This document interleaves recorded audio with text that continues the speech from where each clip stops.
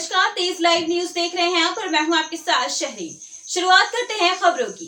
बुलंदशहर में बेटियों के संरक्षण, सम्मान, शिक्षा एवं उनके अधिकारों के प्रति जागरूक करने के उद्देश्य से महिला कल्याण विभाग द्वारा जैनपुर गांव पर हाईवे किनारे बनाई गई बेटी बचाओ बेटी पढ़ाओ प्राकृतिक का जिलाधिकारी श्री चंद्र प्रकाश सिंह ने एसएसपी श्लोक कुमार एवं डीपीआरओ शिवप्रीतम सिंह के साथ अवलोकन किया। लोगों से बेटियों को भी बेटों की तरह ही समान रूप से शिक्षा, सम्मान एवं अधिकारों के लिए जागरूक किया गया। डीपीआरओ को निर्देशित किया गया कि प्राकृतिक स्थल पर साफ सफाई के साथ लाइटिंग भी कराई जाए, जिससे रात्रि में भी आने जाने वालों को प्रदर्शित हो सके।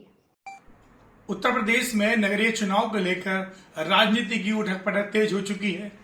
सभी राजनीतिक जो पार्टी कार्यकर्ता हैं अपने अपने प्रत्याशियों को कड़ी मेहनत करके जिताने का दावा कर रहे हैं।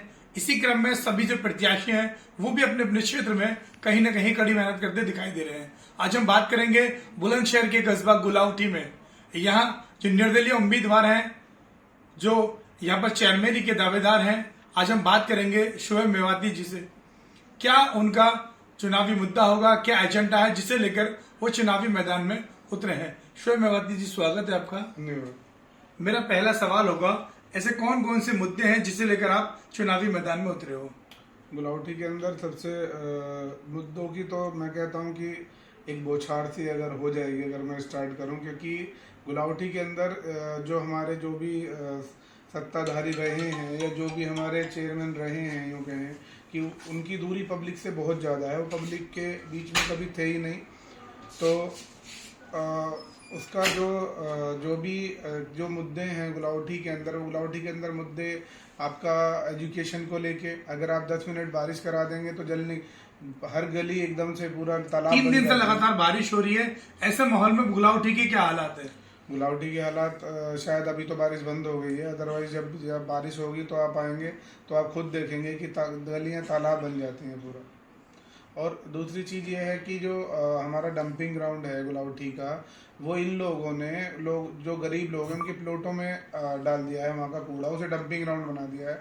तो जबकि डंपिंग ग्राउंड बाहर होते हैं, नगर पालिका के पास बहुत सारी ज़मीन ऐसी है जो कस्बे से आउटसाइड है, लेकिन जो यहाँ के जो प्रशासन है या यहाँ का जो कह लें कि जो सत्ताधारी नगर पालिका है, वो उन्होंने कभी इस तरफ ध्यान ही नहीं दिया है।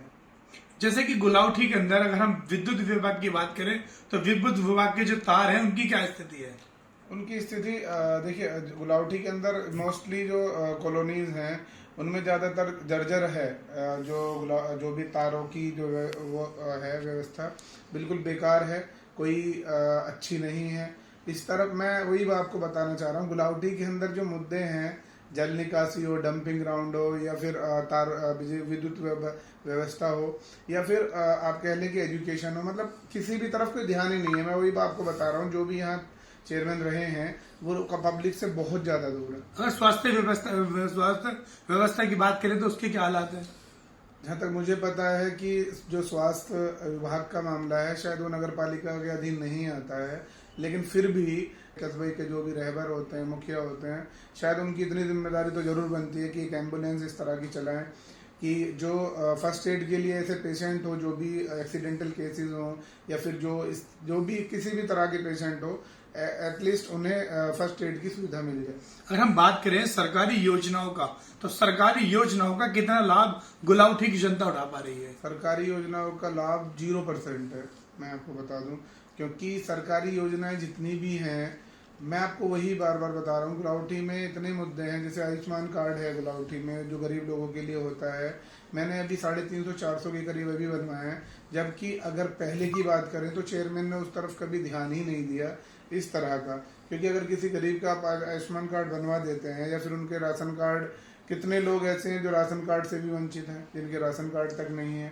तो मसला ये है कि दूरी उनकी, या कह सकें कि उनके अंदर शायद काबिलियत नहीं है, या शायद उन पे काम करना ही नहीं आता है, तो शायद कुछ मजबूरी है उनकी इस तरह की। जैसे कि आप युवा हैं और गुलावटी का यहाँ पर बदलाव जनता भी चाह रही है, आप यहाँ का इतिहास बदलने के लिए जा रहे हैं, तो क्या क्वालिफिकेशन है और राजनीति से क्या आपका पुराना नाता रहा। अगर हम लोग राजनीति की बात करें तो राजनीति में हम लोग 45 साल से हैं, लगभग 40-42 साल से हम लोग प्रधान हैं गांव के, 2 गांवों के। और मेरे अंकल हैं फहीमुद्दीन मेवाती, वो 2009 में जिला पंचायत सदस्य भी यहाँ रह चुके हैं वार्ड नंबर 12 से। तो राजनीतिक समझ कह लें या राजनीतिक एक विरासत में मिली हुई है राजनीति, खैर, लेकिन मेरा ये पहला चुनाव है। एक तरह से हम डेब्यू करने जा रहे हैं पॉलिटिक्स में। तो हमारे पिछले 2 साल से हम लोग कस्बे के अंदर हैं। 2 साल से हम लोगों ने खंबे से लेके, बिजली से लेके, राशन कार्ड से लेके, आयुष्मान कार्ड से लेके या बच्चों को मोटिवेट करने की बात हो, हमने हर वो काम किया है जो कस्बे के एक प्रतिनिधि को करना चाहिए। जैसे कि लोग कहते हैं कि राजनीति गंदी राजनीति होती जा रही है, गंदी बला है, और आप एक स्कूल भी चला रहे हैं, शिक्षित हैं, ऐसी कंडीशन में आपके मन में ऐसा क्या विचार आया जो आप गंदी राजनीति के अंदर, जो राजनीति है उसके अंदर कूदे हो?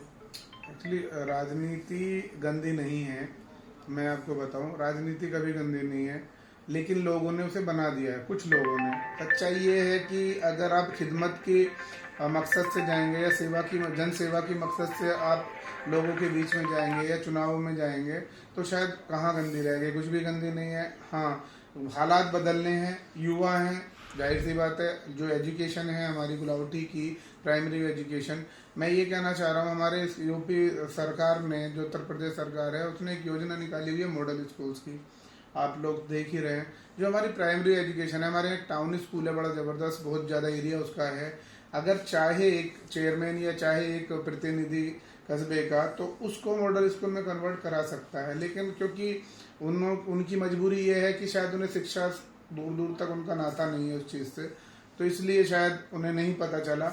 मेरा अपना फोकस, जो सबसे बड़ा टारगेट मेरा है, जो मैं मान के चल रहा हूँ, वो है मेरा एजुकेशन, जल निकासी, डंपिंग ग्राउंड, और यहाँ की जो भी ऐसे लोग हैं जो आज ये ठगासा महसूस करते हैं कि पिछले 10 सालों से जिसे हम चेयरमैन बनाते हैं वो शायद बहुत दूर है लोगों से।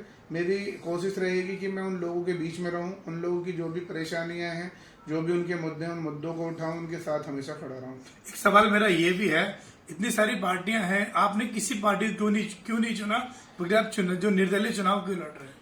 मेरा मानना है कि मैं किसी भी अपने ऊपर कोई भी टैग नहीं लगवाना चाहता, क्योंकि मोस्टली पार्टीज हैं, अगर उनको देखें तो कहीं ना कहीं वो एक स्पेशल पर्टिकुलर एक रिलीजन या पर्टिकुलर एक कास्ट पे शायद राजनीति कर रहे हैं, जितना मुझे लग रहा है।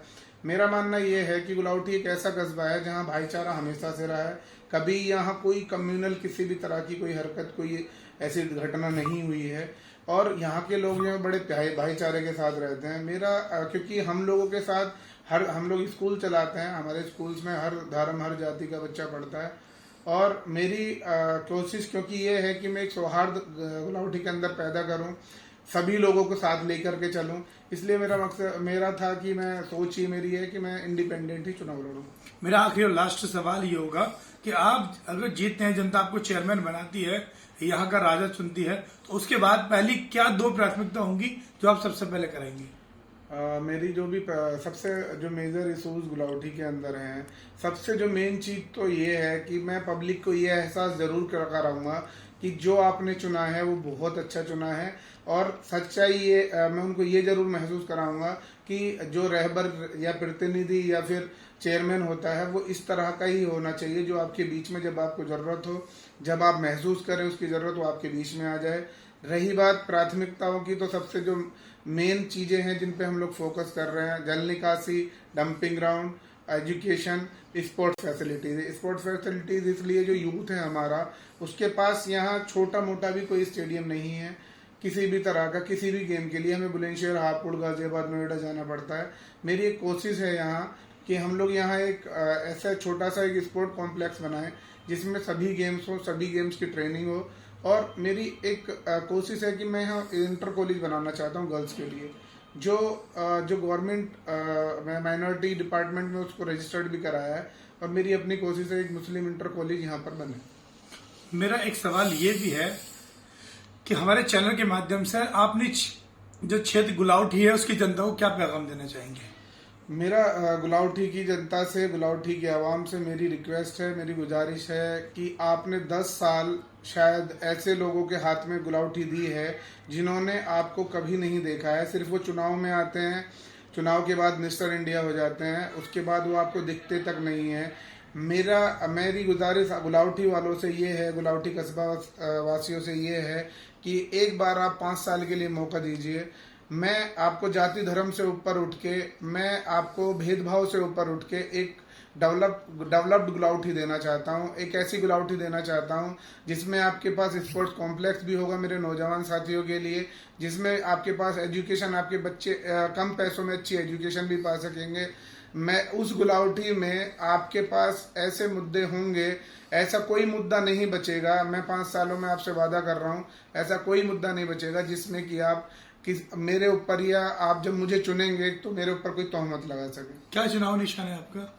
मेरी गुलावटी वासियों से अपील है कि 11 तारीख को हवाई जहाज के निशान पे, वायुयान के निशान पे मोहर लगाकर ज्यादा से ज्यादा मतों से मुझे विजय बनाए। ये मेरे साथ गुलावटी से चेयरमैन पद के निर्दलीय उम्मीदवार शोएब मेवाती थे।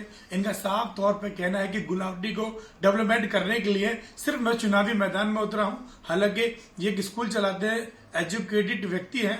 इनका साफ तौर पे यह भी कहना है कि 10 सालों से गुलावटी जो है नीचे गड्ढे की तरफ जा रही है। गुलावटी में कोई विकास नहीं हुआ, लेकिन गुलावटी में विकास की दिशा दिखाने के लिए, गुलावटी को सुंदर और स्वच्छ बनाने के लिए, गुलाब की तरह गुलावटी को सजाने के लिए मैं चुनावी मैदान में उतरा हूं। मैं अपने सहयोगी उवैस खान के साथ वसीम सिद्दीकी, तेज लाइव न्यूज।